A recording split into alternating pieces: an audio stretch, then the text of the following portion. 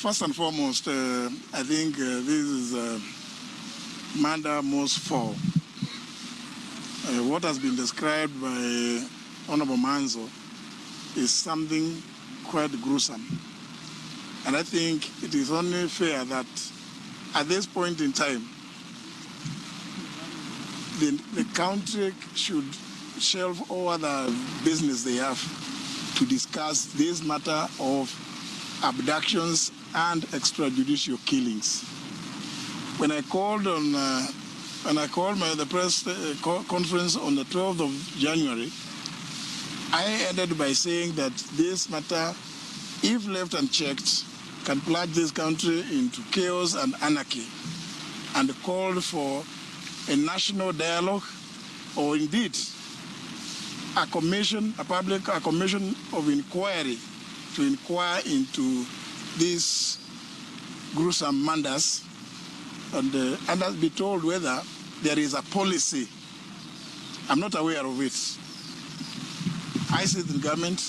I'm not aware of any policy that supports abductions and extrajudicial killings. And it is not right that parents like these ones and relatives can stay for periods in excess of 40 days looking for their loved young ones. And we sit somewhere claiming that we are discussing matters about the economy of this country. Economy for who? If we are killing them, abducting and killing the young ones, so who are you doing the economy for? This matter needs to be taken with the seriousness that it deserves. And you know, I said, I was lucky that when my son was abducted, I was able to reach the president, and he immediately ordered Nuruddin Haji to release him. And Nuruddin, went ahead and released him. How about these parents and relatives who cannot reach the president? It is something that is so serious that we must shelve all other things that we are doing, because I do recall that during the campaigns, we went around the country saying that abductions, extrajudicial killings would never happen at our watch. But now it is happening. It has been happening, and we are trying to normalize it. As we are here, mourning and grieving about these four who have gone missing. We are also aware that 2 young men were killed in Nakuru. In circumstances that are very clear that those involved are security personnel. I want to say we cannot be told that the police do not know. Our police is known to be one of the most efficient in this region.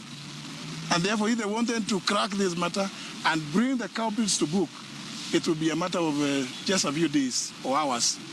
So I'm calling upon everybody in government, and more so particularly because ultimately responsibility must belong to somebody. We say the buck must stop somewhere. In this case, the president is the president of the Republic of Kenya, head of government, and commander-in-chief of all defense forces. Therefore, Mr. President, I'm calling upon you now to order an end to these abductions, which you promised, killings, extrajudicial killings, and an open inquiry to inquire into how these things have been happening. We cannot make it normal. We know that these are very young lives that have been taken away. What do you think the parents of these young ones are feeling? Everybody must put themselves in the shoes of these parents and relatives who have been agonizing. Did they enjoy Christmas? They could not, when everybody else was enjoying their Christmas. Surely, this must be something that we must take to the next level, where we must involve in a commission of inquiry, which must include people from all sectors. The law society should come up, be part of that commission of inquiry, religious groups, and the civil society groups like Amnesty International and others, Kenya Human Rights Commission. All of them, they should be involved in that commission, because we want the truth and to put an end to this. We cannot take it as business as usual anymore, because I can just put myself in the hearts and the minds of these parents. You've seen one of the fathers here is not even able to appear because of the agony that has been taken through for the last 40 days.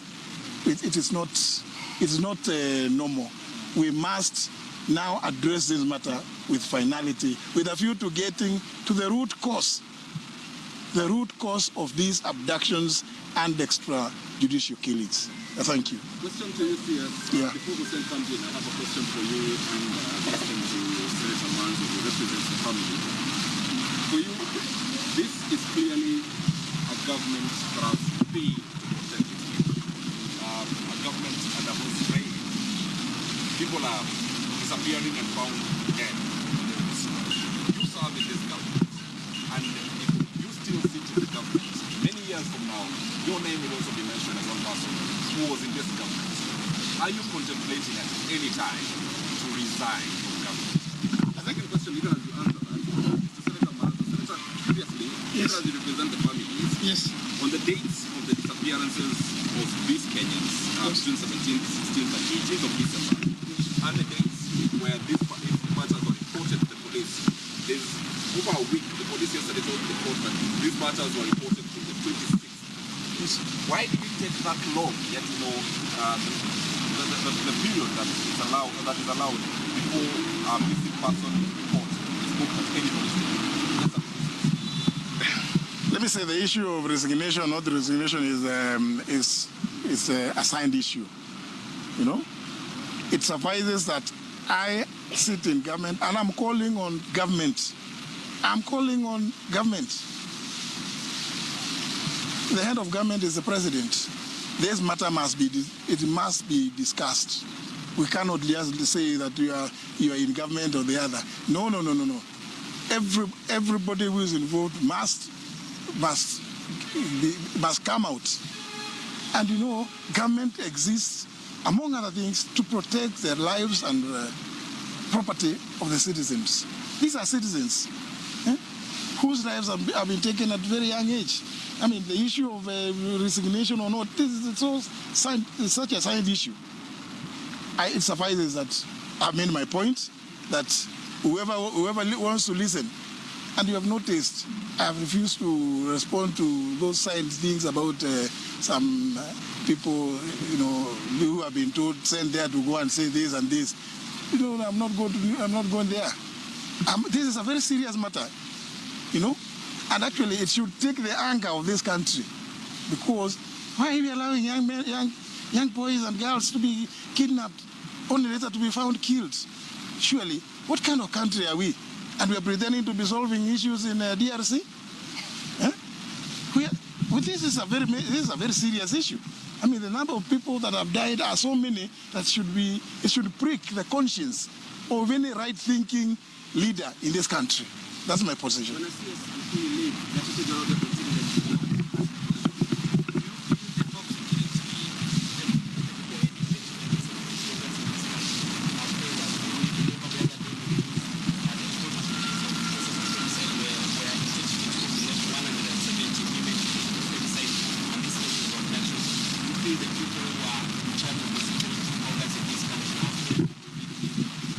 Let me not take a casual response to a very, very important question, because the reason why I'm proposing a open commission of inquiry, including all relevant stakeholders in this country, is so that we can go to the root cause. And therefore, and you know, the result, it would be recommendations which are actionable. So let me not jump the gun to respond one or other about that. Suffices that that is my proposal. Others are at liberty to make their suggestions as well. Thank you. Yes, on the matter of disappearances from that particular day, I want to confirm we were representing families like the father of Billy Mwangi, whose son was found, and quite a number of others, including Kavule, Bernard Kavule. They have been threatened that if they ever say what happened, they'll be dead. There is also, you know, Bob Jaggi and his team. And we have also got the Miss MCA from Wajir. So this story is big. But one thing which comes, even from parents who go to police station to the report, they are first harassed, they are threatened. They ask who went to the press, who talked about this. So, you know, even if you are investigating and you are already terrorizing the evidence, then you come to court and say, you know, we are unable to receive evidence from the public. You have terrorized them.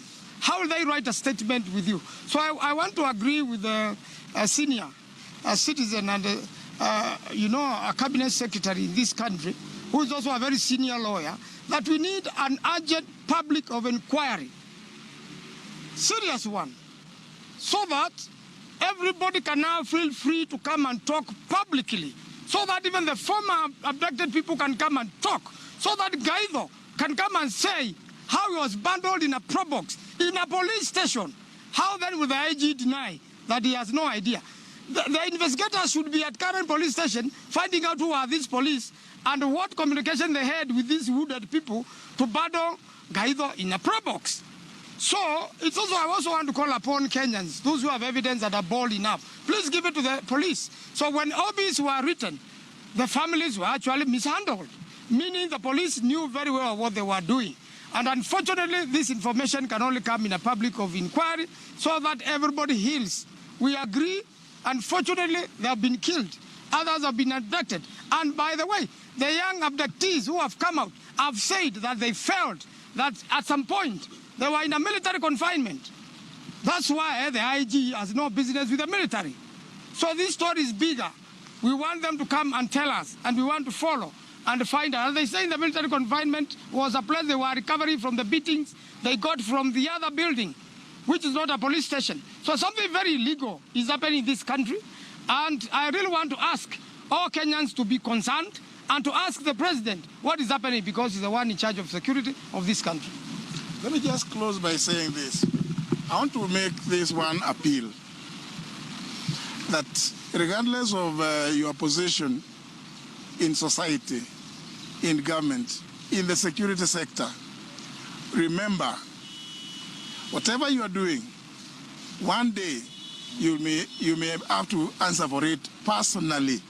You hold or you carry personal responsibility. Those of them that may not be clear should be reminded about the Nuremberg trials. You cannot be excused for obeying illegal orders from wherever they may be from. So people and Kenyans, please, those of you, I've seen many of you have taken pictures. Make sure that those pictures you take, store them safely, even in the cloud. One day in this country, you may find that those pictures you have taken may be the answer to this intriguing situation that we are going through in this country. Thank you very much. So very briefly, I'll just brief you on what we are doing here today. We have the 4 families. Just to clarify, Mlolongo, it's Mlolongo 4, not Mlolongo 3. These 4 who were abducted, they all know each other. They were actually friends. So 3 of them were abducted on 17th, and then they came back and picked Mbisi, the 4th one, or the day after. So it's Mlolongo 4 colleagues, not Mlolongo 3.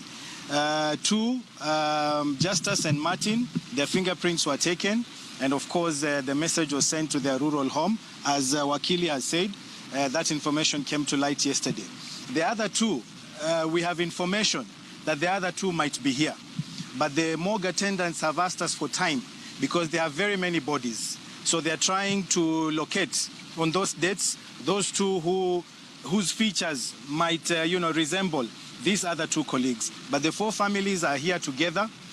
We are hoping that once everything has been confirmed, then we will move to the post-mortem process. The bodies are not in very good shape. They appear to have, been mutilated.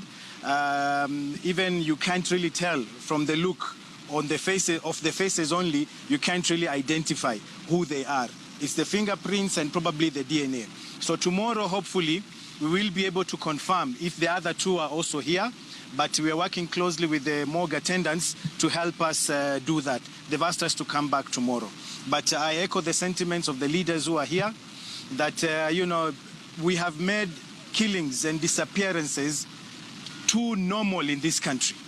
Every other day, there's a report of a disappearance. Even as we are here, there's a family that has reported to us that they're looking for their father who went missing on Tuesday this week. We are still, you know, searching.